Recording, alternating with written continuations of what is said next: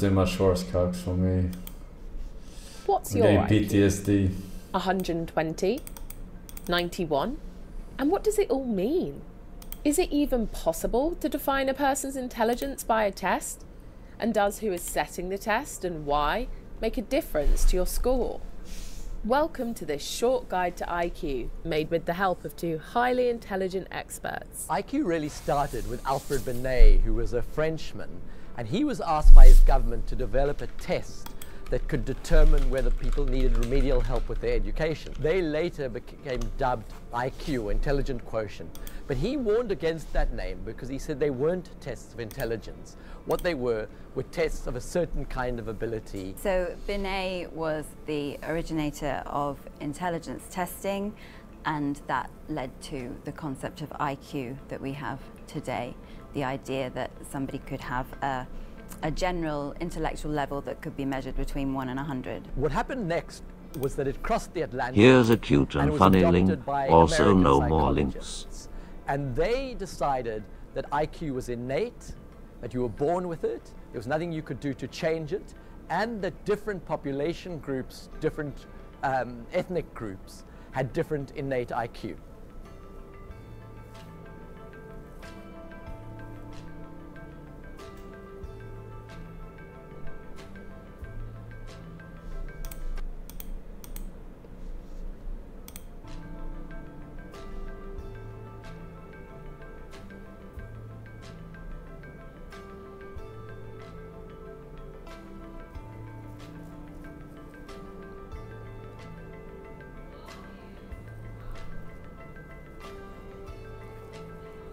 This view of the early IQ testers in the United States has been subsequently decisively disproved.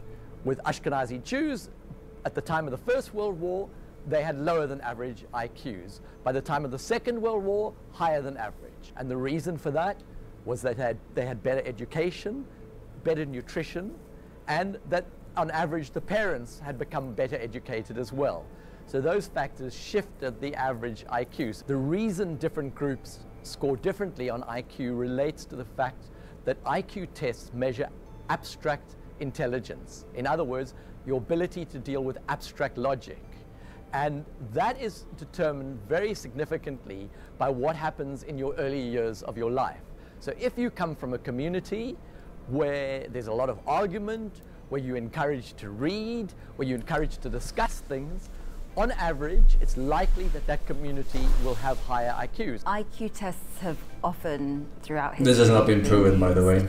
To further political What is aims, blabbing about right whether now? those be sexist, racist, whatever agenda politicians may want to put forward, IQ tests have been used to support that. And the idea that they are scientific because they're based on quantitative measures has been something that's been exploited by many governments. IQ tests in the early 20th century, sometimes women did fare worse. That wasn't always the case. Intelligence tests were based on completing activities such as completing a puzzle, completing a task, looking at reaction times, and if someone had not engaged in those activities before, yeah, all of these are not example, valid never IQ been tests that they allowed were to using back then. access these kinds of The only valid IQ tests are the ones that are using the Raven's matrices, right? Which is the pattern recognition that you usually see nowadays. Because then you don't have to take into account education. You don't have to take into account language, right? None of those are needed for the actual IQ tests that we have today. These are all outdated ones that they had probably asked if you have 4 apples and you remove 3 apples, how many apples do you have remaining in fucking English or something, and expect immigrants to do well on that. Like, it's stupid as shit. But Raven's matrices are the only ones that you can actually do. It's the one that has up arrow, you know, right arrow, down arrow. Which one is the next arrow? It's left arrow. You know, an immigrant can see that without a single fucking spoken word of English, right? And this thingy that different ethnicities have different IQs, that's also bullshit. It's not been proven, at least, whether it's true or not. It hasn't been proven because there hasn't been An operation like Mensa, for example, they don't operate in third world countries. And the thing that people don't understand about IQ, which is majority of you guys, and the majority of people saying that different ethnicities have different IQs, that IQ is a bell curve, right? With a standard deviation of 15, by definition, all right? And what is this based on? This is based on the country, all right? It's based on the region where they make this bell curve from, right? So in Sweden, it has 100 IQ. In America, the average IQ is also 100. In England, the average IQ is 100. All right, it's based on the region. That doesn't mean that the average Swede is as smart as the average, American, but they have the same average IQ by definition. You cannot, undergo that. You cannot take anything away from that, because that's just how the definition is built. Now, what these fucking IQ ethnicity correlation testers try to make it seem as if, a certain race has lower IQ or whatnot, but you cannot do that because it's based on region, all right? So what they try to do at one point is they took the fucking British IQ, Mensa IQ test, and they take that one, which is based on the British population, and they give it to third world countries, right? And they have the same criteria as, for example, it being timed and supervised and yada yada yada yada yada, right?